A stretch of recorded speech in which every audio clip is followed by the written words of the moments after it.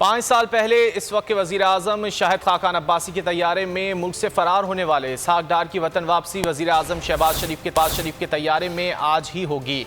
इसहाक डार की वापसी से मुतालिक 2 रोज़ तक लंदन में मुस्लिम लीग नून के इजलास में मुशावरत होती रही।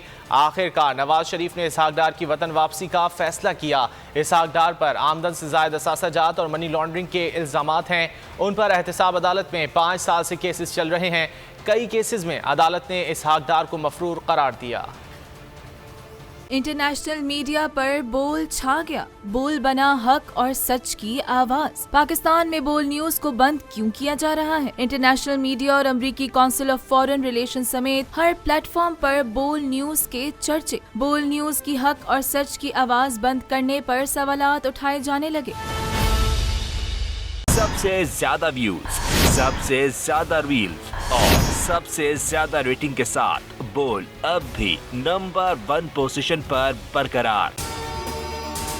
अगर आपको ये वीडियो पसंद आए तो लाइक पर क्लिक करें, सब्सक्राइब करें और बेल दबाएं ताकि कोई खबर रह न जाए।